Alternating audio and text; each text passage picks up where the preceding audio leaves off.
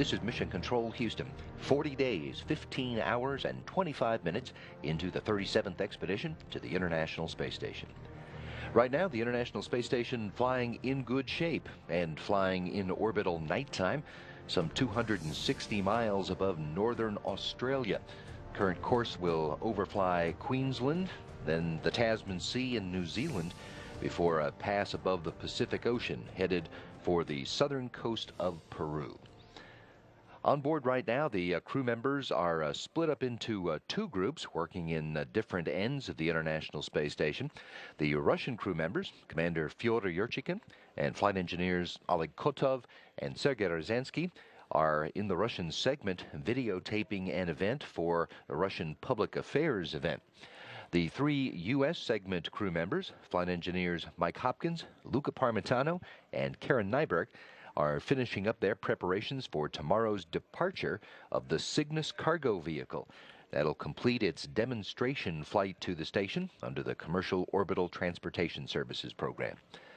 Today is the 147th day in space for Yurchikhin, Parmitano, and Nyberg. They launched back on May 28th and docked that same day. They are headed home, will be headed home coming up next month, due to depart the space station on November 10th. Today is the 27th day in space for their three colleagues, flight engineers Oleg Kotov, Sergei Ryazanskiy, and Mike Hopkins, who launched to the station on September the 25th. They'll be on board until March.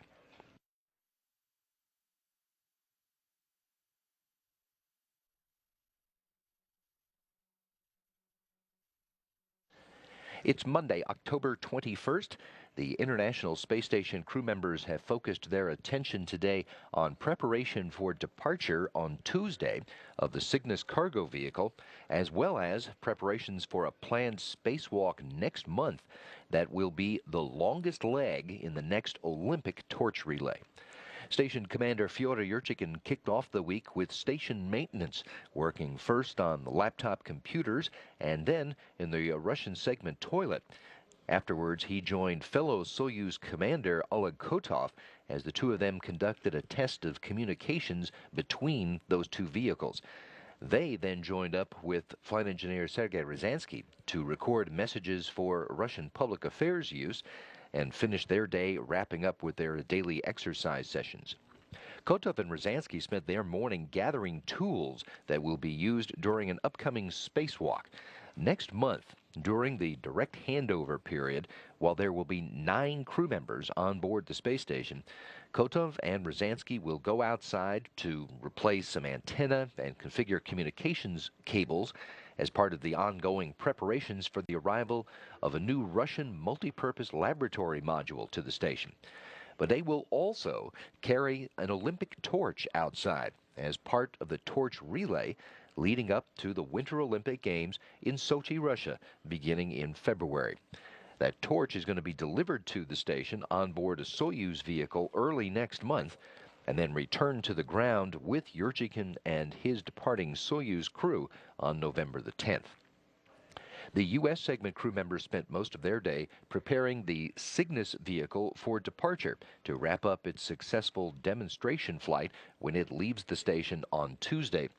Flight engineers Karen Nyberg and Luca Parmitano did the last work inside the ship that arrived on September the 29th and closed it out for departure by removing the ventilation ducting and some handrails. They then closed the cargo ship's hatch at 5:42 this morning. Later in the day, Parmitano and Mike Hopkins disconnected the power jumpers in the vestibule between Cygnus and the Harmony module and reinstalled the power controller assemblies that operate the common berthing mechanism. That is the mechanism which holds the cargo ship tightly to the station. That was all done so that Parmitano and Nyberg could then close the Harmony hatch on that vestibule to begin depressurization of that area between the two vehicles. Hopkins, Parmitano, and Nyberg will wrap up their day reviewing Cygnus departure procedures before the Tuesday morning unberthing. At that time, Parmitano will be at the command of the station's Canadarm2 to remove Cygnus from its docking port, then move it out away from the station structure and release it into free flight. All of that activity will start just a little bit after 4 o'clock Central Time on Tuesday. The unberthing starts about 5 o'clock, and release of Cygnus happens at 6:30 Central Time. Live coverage will begin on NASA television Tuesday morning at 6 a.m. Central Time.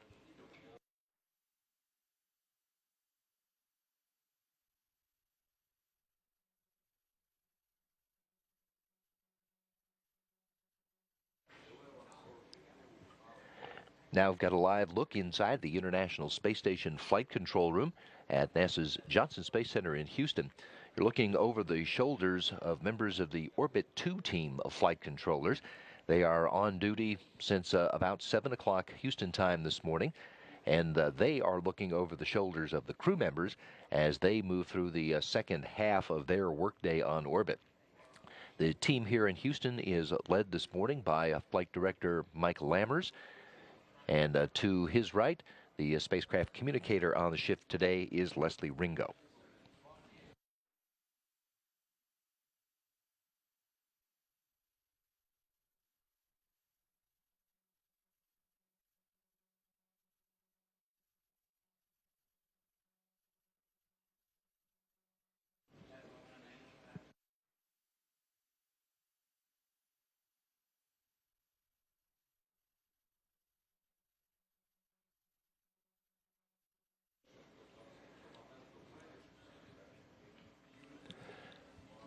On board the station, the crew members in the U.S. segment of the station who are getting set for Cygnus departure operations tomorrow worked well ahead of their scheduled operations. They had the Cygnus, the hatch to the Cygnus vehicle itself was closed at 5:42 this morning. The hatch on the Harmony side, which is what you see here, was closed earlier this morning, and little over an hour ago, little less than an hour ago now, it was reopened so that they could double check some power jumper connections. Some closeout photographs indicated that there might be an issue with that, since the crew members were very much ahead of the scheduled timeline.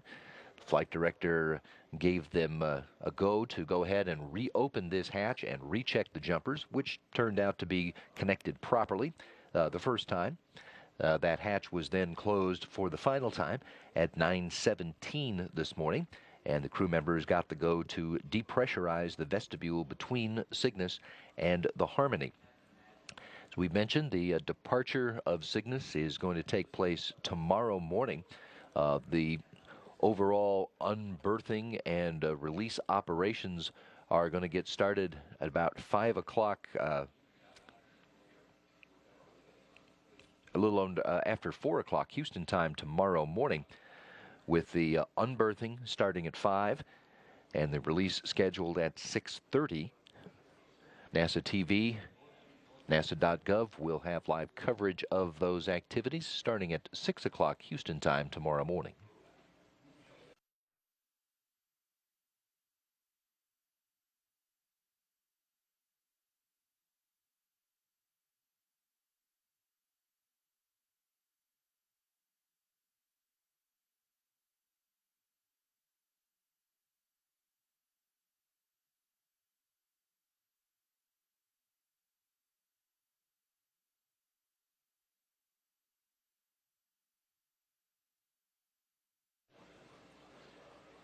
We've got a live look inside the space station right now. And flight engineer Luca Parmitano, European Space Agency astronaut from Italy, who is working in the Destiny laboratory module. This camera is near the forward end of Destiny and is looking in the aft direction, back toward the back end of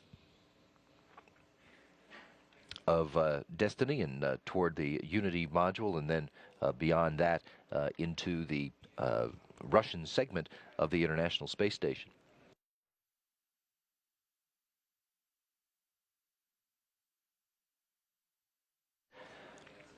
Parmitano and Fyodor Yurchikhin and Karen Nyberg are half of the current crew on board the space station, and they are just a couple of weeks away from coming home after nearly 6 months in space.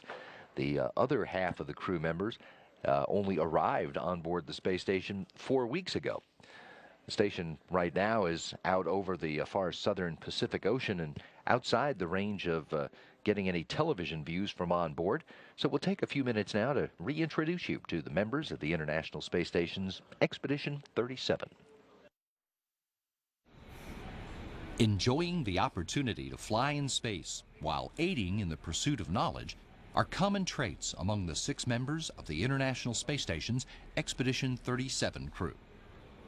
Fyodor Yurchikhin was born and raised in the Black Sea port city of Batumi in Soviet Georgia, growing up in a time and place where all the children wanted to be cosmonauts, where the winners of kids' games were called Gagarins. Yurchikhin wanted to be a part of that life, even if he couldn't be a dashing test pilot. What reason I understood maybe in this time, then it's maybe in my health, it's not enough to be a cosmonaut, but what is more important for me, be a pilot or be an engineer in space program? Of course, the space program, it was too important for me. So after high school, Yurchikhin went to the Moscow Aviation Institute, earned a bachelor's degree in mechanical engineering, specializing in aerospace vehicles, and went straight to work for the Rocket Space Corporation Energia as an engineer. He worked as a flight controller, and when he became lead engineer for the Mir shuttle program, he spent time at NASA's Johnson Space Center supporting that effort. Yurchikhin was selected as an Energia cosmonaut in 1997 and earned a PhD in economics at Moscow Service State University while preparing for his first spaceflight. He was a member of the STS-112 crew that delivered a piece of the station's starboard truss during Expedition 5 in 2002. He returned 5 years later on a Soyuz spacecraft as commander of Expedition 15 and made 3 spacewalks, and followed that with 2 more EVAs as a station flight engineer on Expeditions 24 and 25 in 2010. He believes the station program is paying off in the things we're learning while making the effort, from improving the spacecraft themselves to the tools we develop. But the first big, exactly great sensor for digital cameras, it was factored for this program. And now it's usual for everybody. It's usual for my daughters. It's usual for young boys and girls. I know my profession, it's very important for human. Why I am on this road. Italian Air Force Major Luca Parmitano is from Sicily, born in Paterno and raised in Catania in the shadow of Mount Etna. Although he was very young when he saw the first space shuttles fly on television, he was captivated by the idea of what those images represented. So I remember seeing the first astronauts floating around the space shuttle doing their job. And I think that even in a kid, as small as I was, I just thought that must be the greatest job in the world to be able to do those things and call it a living. So since then, I had this dream of becoming an astronaut. Parmitano won a scholarship to spend a year of high school in Southern California. In that year in America, he not only intensified his desire to be a pilot by living with a host family in which the father was a marine navigator, but he met the girl who years later would become his wife. Back in Italy, Parmitano earned a bachelor's degree in political sciences at the University of Naples and graduated from Italy's Air Force Academy, then completed his basic training at the Euro-NATO Joint Jet Pilot Training Program at Sheppard Air Force Base in Texas. After 6 years with a fighter squadron in Italy, he was sent to France to train as a test pilot and earned a master's in experimental flight test engineering at the Superior Institute of Aeronautics and Space in Toulouse in 2009, the same year he was selected for astronaut training by the European Space Agency. Now he's making his childhood dream a reality and fulfilling a desire to push the boundaries of human knowledge. That's who we are. That's what makes us humans. That is what makes us different from the rest of the animal kingdom. And if we don't follow our nature of being explorators, of being thinkers, then we are denying a part of ourselves that is incredibly important. Dr. Karen Nyberg was part of a big family growing up in the tiny town of Vining, Minnesota. And from the time she was a very young girl, she knew she wanted to be an astronaut, although she doesn't know why. She learned some solitary pursuits as a little girl. I've been sewing. My mom taught me to sew when I was probably 5 or 6 years old. I've been drawing since I was also that age. I would never sit in front of the television just sitting there watching TV. I always had a piece of paper and a pencil and was drawing or doodling or doing something. But she took advantage of being in a small town to join more school activities than most kids in big city schools join. I was on the basketball team, the volleyball team, the track team. I took stats for the baseball team. I was in the choir. I was in the band. I was in the drama club. I was able to participate in all of them, learn to be a team member. She went to the University of North Dakota to study engineering and learned about a program that lets students work at NASA's Johnson Space Center in Houston. Nyberg worked as a co-op in Houston while finishing her bachelor's in mechanical engineering in Grand Forks and while starting her graduate work at the University of Texas at Austin. After she finished a master's and a doctorate in mechanical engineering in Austin, she returned to JSC, working full-time in the Crew and Thermal Systems Division for 2 years before she was picked for the astronaut program in 2000, where she met her future husband, fellow astronaut candidate Doug Hurley. Nyberg was part of the STS-124 space shuttle crew that delivered the Kibo laboratory module and Japanese robotic arm to the International Space Station in 2008, and was the first person to ever operate the shuttle robotic arm, the main station arm, and the Japanese arm. She's confident this mission will appeal to the adventure seeker in today's kids. I think a lot of it is based just on human nature, that we are all very curious people. Human beings like challenges, and this is an ultimate challenge. Dr. Oleg Kotov is a native of Simferopol in what is now Ukraine. But as the son of a Soviet military officer, he grew up all over Russia and had his sights set on the military for his own career by the time he finished high school in Moscow. I decided to become a military officer as well, like my father, my grandfather. However, I kept dreaming about space, and while I had to select my major, I was very careful about it, and I became a military surgeon in the area of aerospace medicine. After graduation from the Kirov Military Medical Academy, Kotov went to work at the Gagarin Cosmonaut Training Center as a doctor, studying altitude physiology and the effects of spaceflight on the human body. At the same time, he studied diagnostics and methods of pilot selection and also earned a degree in patenting. In 1996, he entered Air Force Pilot School and was selected for cosmonaut training. He made his first spaceflight in 2007 and completed 2 spacewalks as a flight engineer on Expedition 15. He did another EVA during Expedition 22 before becoming commander of the station for Expedition 23 in 2010. Kotov then served as deputy chief of the GCTC before starting training for this mission, which presented another opportunity to fulfill the human instinct to learn new things. It's a desire to understand the world around you, to expand the area where we live, to explore the space, Mars, Moon, other star systems. So it's a question about a desire to learn something new. Dr. Sergei Ryazanskiy is a rarity among Russian cosmonauts, one who was born and raised in Moscow. As the son of engineers and a grandson of Mikhail Ryazanskiy, a leading Soviet engineer specializing in missile and spacecraft radio guidance, Ryazanskiy had his sights set on a career in science at a young age. When I was a child, I wanted to become a biologist. So I was studying in a specialized school where we were majoring in biology, so I knew that I would be a scientist. I think I knew that since I was in the 6th grade. I knew that I would try to go to the Moscow State University, where he graduated with a degree in biochemistry and went straight to work at the Institute for Biomedical Problems at the Russian Academy of Sciences.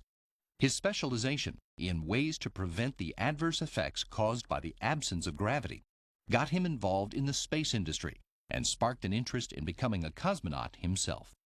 In 2003, he was selected to join IBMP's Cosmonaut Corps and completed basic training at the Gagarin Cosmonaut Training Center. In 2006, he earned his doctorate in physiology and space medicine. And in 2009, he was crew commander in a 105-day-long isolation experiment known as Mars 500. By 2010, he was certified as a GCTC test cosmonaut, which he calls the most interesting job in the world because it combines so many things. Anything you could think of is combined by this profession. And being part of this industry is very interesting. You have new technologies, new approaches, and you're always on the edge, so to say. You always know the latest developments. It's very interesting to live this life. It's very interesting to train for this life. That's why I became cosmonaut. U.S. Air Force Colonel Mike Hopkins is from South Central Missouri, born in Lebanon and raised a few miles away on a farm outside Richland. He credits his small-town upbringing for his getting the chance to try everything in high school, not only football and other sports, but all school activities, and for developing his interest in engineering. My father was a pilot in the Marines back in the early 60s. He flew A-4s, and so there was aviation in my family. So that certainly piqued my interest in it and my interest in space. My desire to become an astronaut started back in high school. Hopkins headed to the University of Illinois to study aerospace engineering. He also walked on to the football team and ended up as a starter and a team captain by the time he graduated with his bachelor's in aerospace engineering and a commission in the Air Force earned through the ROTC. After finishing a master's in aerospace engineering at Stanford, Hopkins began his Air Force career in a laboratory working on space systems technologies. Then he moved on to become a flight test engineer, even spending time as an exchange officer at the Canadian Flight Test Center in Alberta. In 2002, Hopkins won a scholarship to study political science in Italy, after which he was assigned to work in acquisitions at the Pentagon, and then as a special assistant to the Vice Chairman of the Joint Chiefs of Staff, the job he had when he was selected as an astronaut in 2009. He's the first member of his astronaut class to fly in space, and eager to use his mission to try to help satisfy our desire to learn. Humans are always striving for knowledge, for knowing what's beyond the hill, for knowing how each little thing works in our world. Whether it's the human itself, whether it's anything within biology, the physical world, all of that, we have this desire to know as much as we can about that. And the space station, the International Space Station, fits right into that.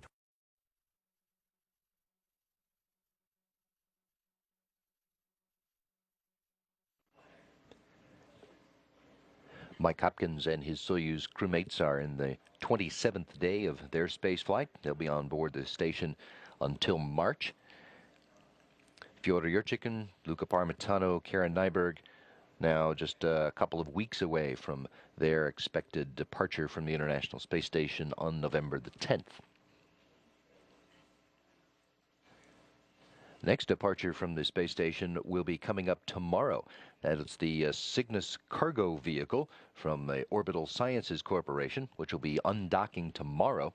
Here's a view of Cygnus attached to the Earth-facing side of the Harmony module, with the Canadarm2 still attached to it, the grapple fixture at its aft end. The demo flight of the Cygnus vehicle is just about over. It launched from the Wallops Flight Facility back in September 18th, was grappled and berthed to the station on September the 29th, and the crew opened the hatch to begin unloading its 1,300 pounds of cargo on September the 30th. Cygnus has been reloaded with material that's no longer needed on board the station. That will be disposed of when the vehicle is destroyed entering the atmosphere. The hatch of the Cygnus vehicle itself was closed at 5:42 Houston time this morning. The crew members closed the hatch on the Harmony side of that interface for the final time at 9:17 Central Time this morning. Here is a look at the closing the hatch on the Cygnus vehicle itself. That's Luca Parmitano in your field of view, Mike Hopkins assisting him.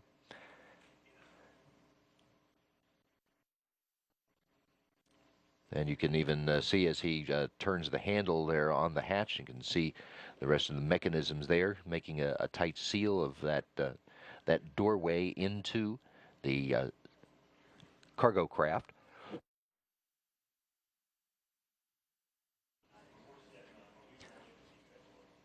Later this morning, the crew members continue the preparations for tomorrow's departure by closing the hatch on the station side of the interface. That was closed for the final time at 9:17 Central Time this morning. And as you see here, the hatch closed now on the in the Harmony module. And the crew has begun the depressurization of the vestibule, that area in between the two closed hatches. The departure will take place tomorrow morning. The unberthing operations will begin at 5 o'clock Houston time, with release from the Canadarm2 scheduled at 6:30 a.m. We'll have live coverage on NASA television and on nasa.gov starting tomorrow morning at 6 a.m. Central Time before the scheduled release of Cygnus from Canadarm2 taking place at 6:30 a.m. That's all going to take place early tomorrow morning. There are a lot of other activity for the crew members going on, along with the attention to ongoing science activities. Russian crew members have been busy starting today and will be this week gathering up tools for a spacewalk that'll be conducted out of the Russian segment of the station on November the 8th. That spacewalk will be done by Oleg Kotov and Sergei Ryazanskiy. They'll spend part of their time outside replacing some antenna and reconfiguring some communications cables as part of the ongoing preparations for the arrival of a new module at the station. The Russian multi-purpose laboratory module is going to be ultimately in the same place where the Pirs module is right now. It will provide a lot more space, a lot more room for science operations, another crew quarters for another station crew member, as well as a hatch, an airlock hatch for science operations, similar to the science airlock that's in the Kibo laboratory module. I'll give you a heads up that we have been having some DSATs associated with the depress. It wasn't anticipated, but not unusual to happen. And so at this time, we do need the USOS shutters closed at the cupola, gem, and the lab. And we'll give you a heads up when we can open those back up. Okay, copy that. Much appreciated. Thanks.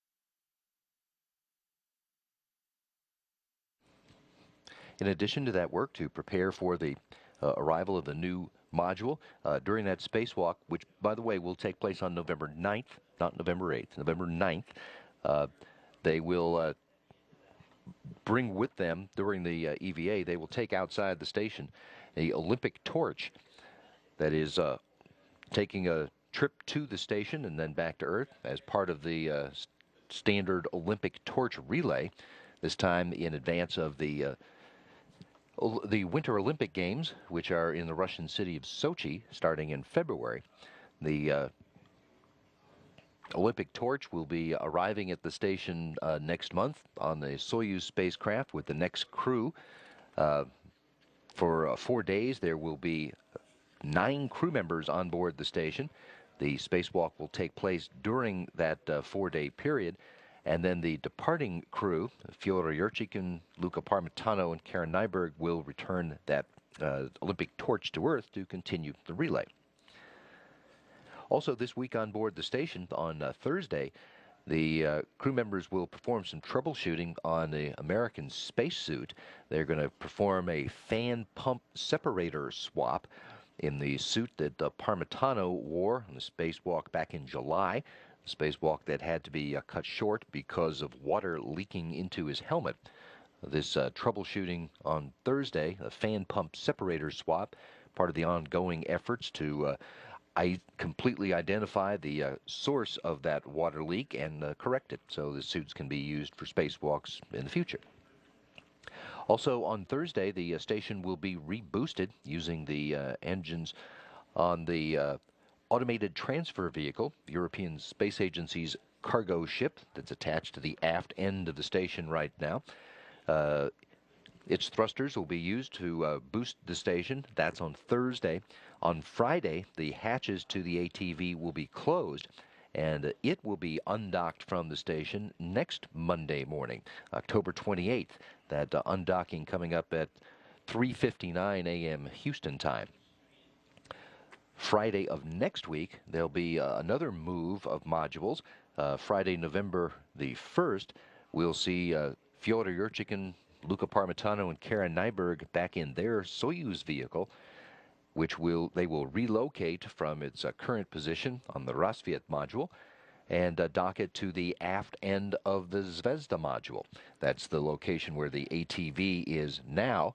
After the ATV departs on Monday, the Soyuz 35, which you can see at the bottom of the screen, will be undocked from that position and will be flown to the aft end of the station. That will open up the Rassvet docking port for the next station crew, which launches in about 2.5 weeks. Soyuz 37 is scheduled to launch on November 6th from the Baikonur Cosmodrome.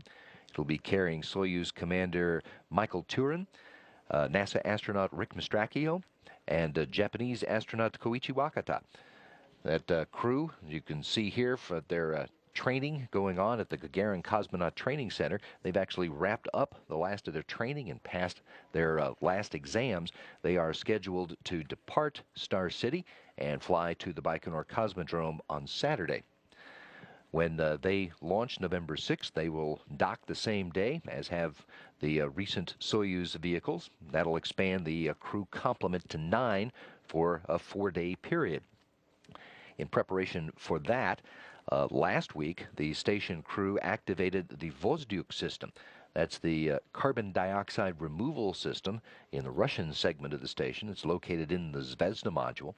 As the Vozduk was run for a few days to gauge its capacity for CO2 control, and it'll be activated when the crew expands to 9. The plan, in fact, is to use the Vozduk as well as the carbon dioxide removal assembly in the station's Node 3, the Tranquility module, during this handover period to keep the CO2 levels safe. There's if need be, there is another Seadra located in the lab module in Destiny, as well as the amine swing bed, also available if that became necessary.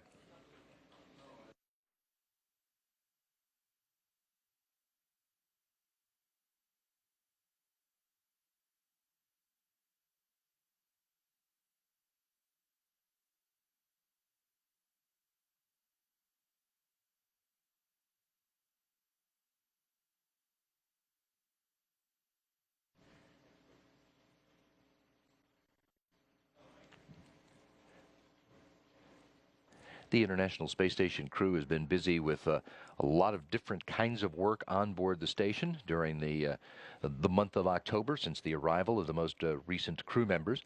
But their ability to talk to folks on the ground about what they're doing was pretty restricted during the period of time of the partial government shutdown.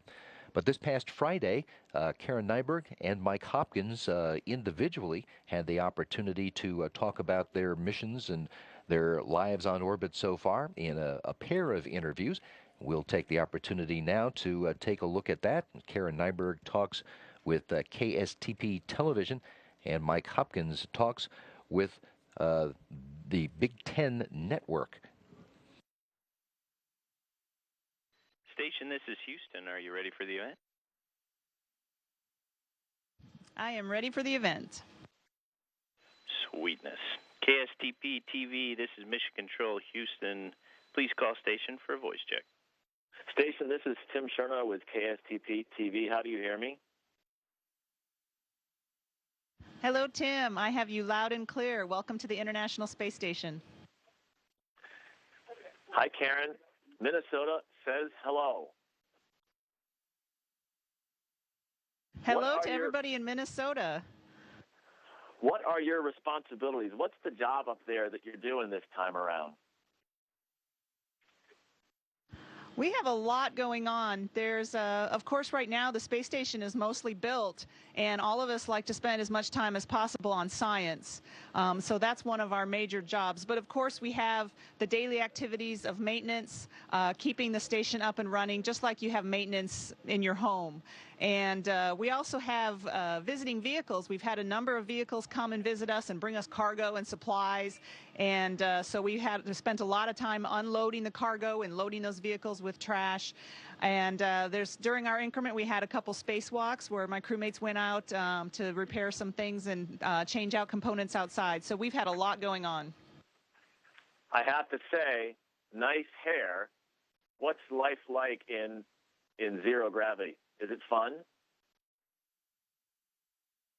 It is a blast. And actually, after being here as long as I've been here now, it becomes a little commonplace, the way everything behaves in space and the way you move around. And it is fun. It's awfully fun to start at one end of the space station and try and get going as fast as you can and swing around the corners using handrails. And you can have a lot of fun. So you guys actually do get between the long schedules of work? We do get some off time. We usually work daytimes about 7 in the morning till 7 at night, or during the weekdays, and then we have weekends mostly off. We do some housekeeping on Saturdays to keep the filters clean and the walls clean. And but Saturday afternoon and all of Sunday usually is free time where we can do whatever we want. I went and looked at your tweets. You've sent some amazing pictures back down to us here at Earth, on Earth. Do you ever get tired of the view out the window up there? What are some of your favorite things you've seen? You never do get tired of it. You know, actually, every time I'm working out on our resistive exercise device, it's right below the cupola, and my workouts generally take a little longer than they need to because I'm constantly going up to take a peek. And there's so many beautiful things. I love to see the mountains, white snow-capped mountains are just incredible to see the depth of them that you can see from this altitude. And it's amazing. The Earth really is a lot of water. You start traveling over oceans, and you just wonder if you're ever going to get to land.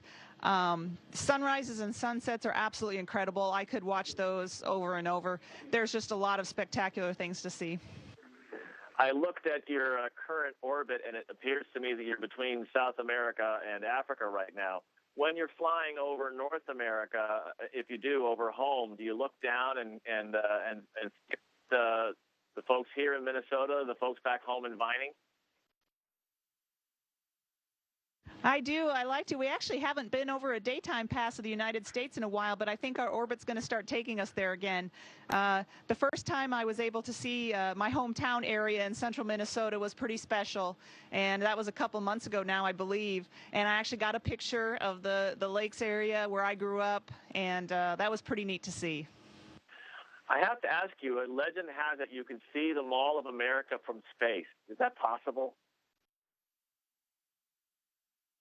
Gosh, that's a good question. I don't know. perhaps with binoculars or a zoom lens on your camera. I'm not sure about with the naked eye. You know, clearly you're an inspiration to so many young men and women around the world, but here at home in Minnesota, what would you say to the boys and girls here back home in Minnesota who are students? What message would you have for them as they're in school and trying to figure out what they can do and what their potential is? Well, first, just it's important that every kid knows that they have a lot of potential, everybody, but everybody has different skills and talents, and everybody has different interests, and there are so many opportunities and so many things that these kids could be doing, and all you need to do is figure out what it is you like and work really hard at it. And it's going to take you far, especially in school. When you work hard, even if you're not a straight A student, if you work hard, your teachers and others can tell that you're working hard. And if you're getting the best grades you can, you're going to go far, and you're going to be able to do a lot of different things with your life. When you think back to your childhood in Minnesota, in Vining, is there a Minnesota memory, anything you can think of that was the beginning of the inspiration that helped you get where you are right now? I don't know. I decided that I wanted to be an astronaut when I was pretty young, and I don't honestly know exactly where that thought came from and how I decided that that's what I wanted to do. But certainly the education I got, I went to a very small high school, and I think that was very good for me. You know, academic-wise, we didn't have a lot of the classes that students that I started in college with had in other schools, but I was able to catch up very easily with that. But being from a small town and going to a small school, I participated in everything that I could. I played on all the sports teams, and I was sang in the choir and played in the band. And I think if I had been in a large school, I probably didn't have the abilities to do all of that. And so I think for me it was very advantageous, and it taught me teamwork, being on teams, playing along in groups. So I think that part of it was very, very beneficial for me. Next time you're back in Minnesota, back in the state, what's the you want to? I'm sorry, you were broken up. Can you ask one more time? Next time you're back in Minnesota, going back home, visit family, or what's the first thing you want to do when you come back here to Minnesota? Well, I always look forward to going back. I grew up on a lake, East Battle Lake, and my parents still live in that same house. And I don't know the last time I was swimming in that lake.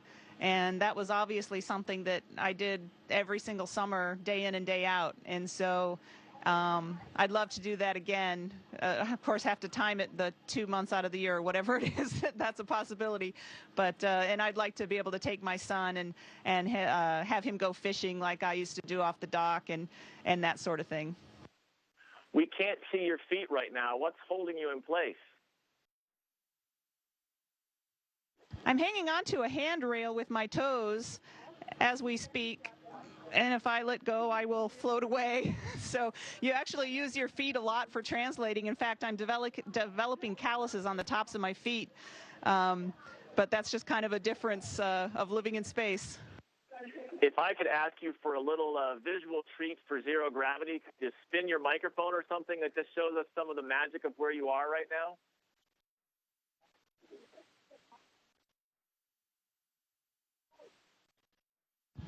Do you have any idea? Myself. Do you have any idea how cool that is?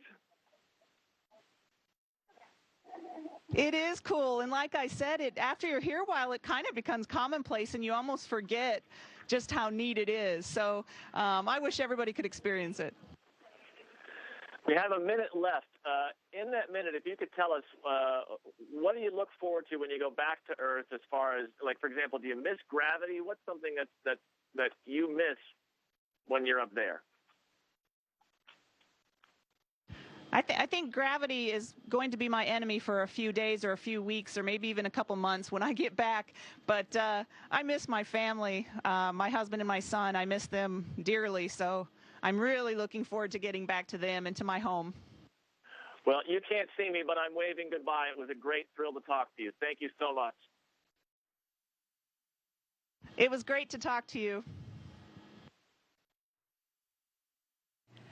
Station, this is Houston ACR. Karen, that concludes the KSTP TV portion of the event. Thank you. Mike, please stand by for a voice check from the Big Ten Network. I love the event. I love the event. Station, this is Rick Pisa with the Big Ten Network. How do you hear me? Rick Pisa with the Big Ten Network. How do you hear me? And Rick, I hear you loud and clear. This is Mike Hopkins from the International Space Station. Great, Mike. We're just about to get started. Great, Mike. We're just about to get started. Perfect.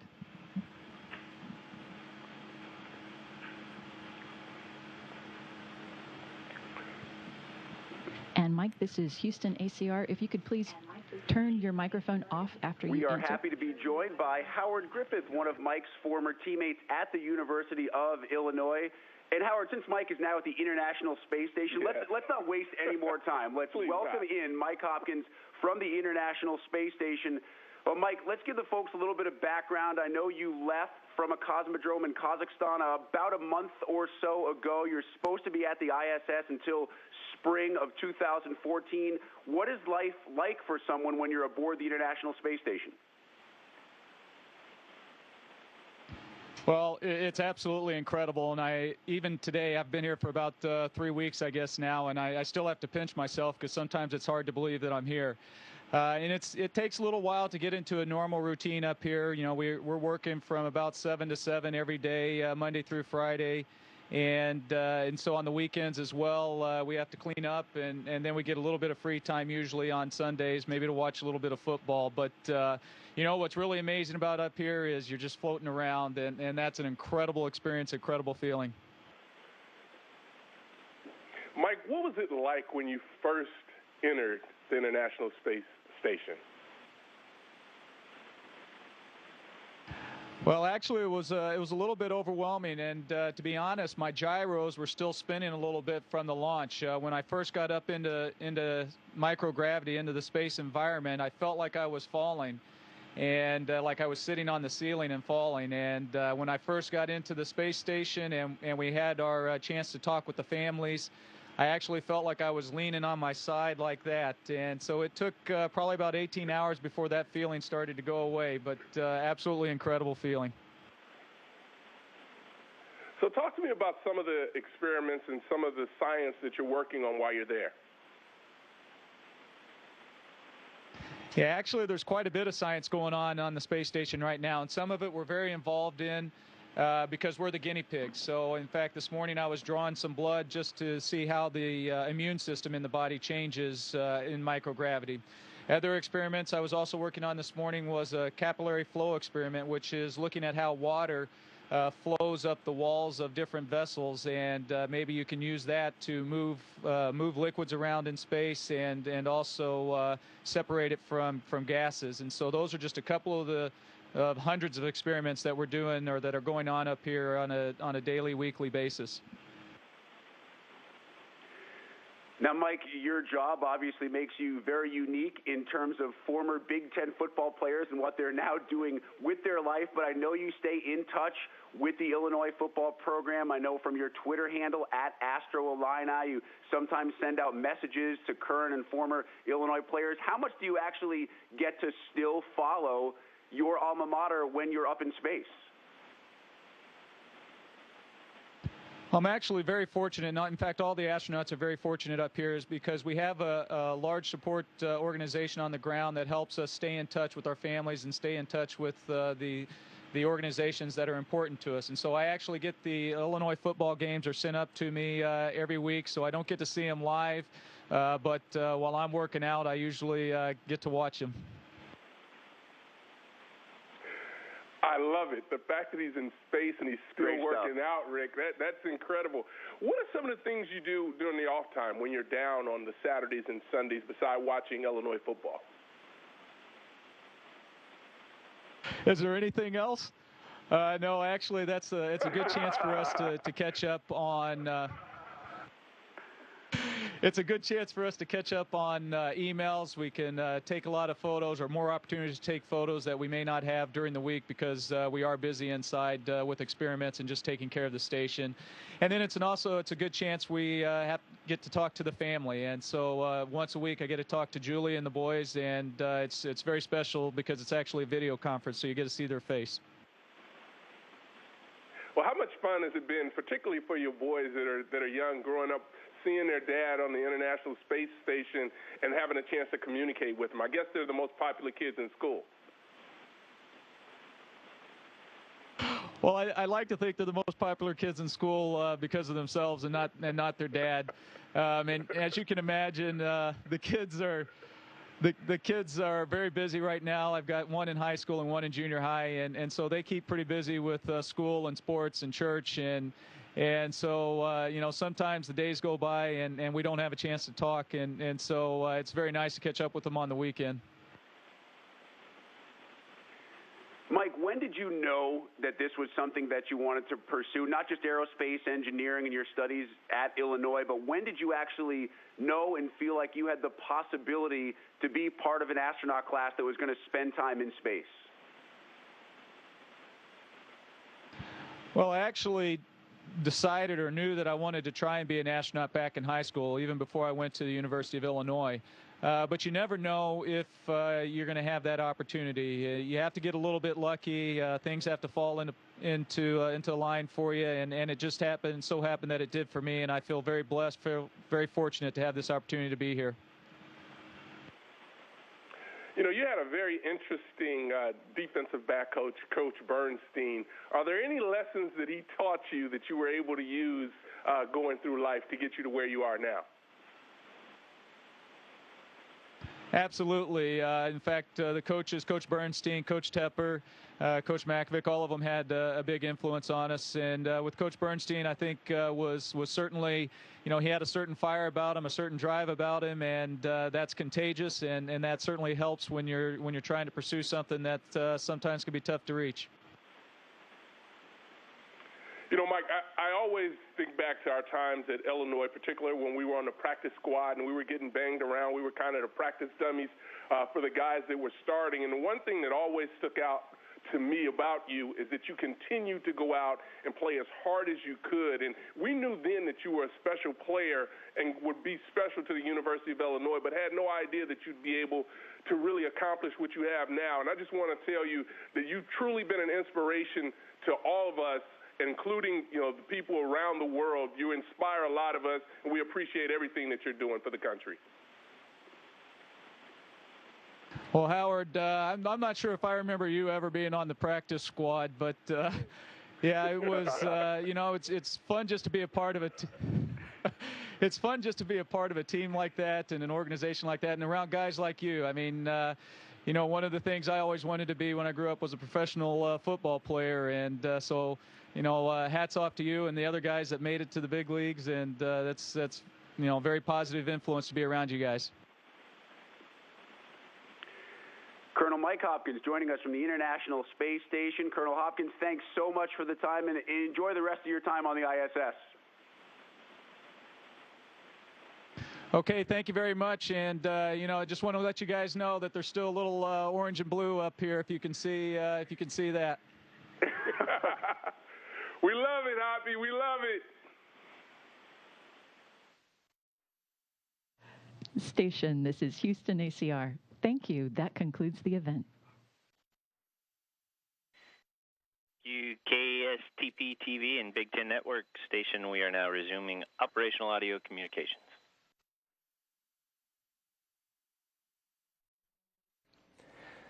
That event took place this past Friday, the first post-furlough public affairs event for station crew members Karen Nyberg and Mike Hopkins.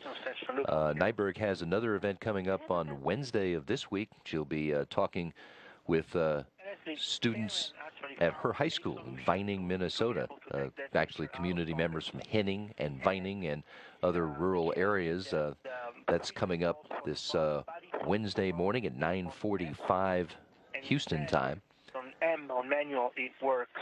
However, if that's the case, then the procedure needs to be updated. And on Thursday, Luca Parmitano will take part in ATV commemoration ceremony. That'll also be at 9:45 Houston time on Thursday, October 24th. He'll be hooked up with students from universities in Israel, Germany, and Italy, connected to commemorate the mission of ATV number 4, which will conclude next week.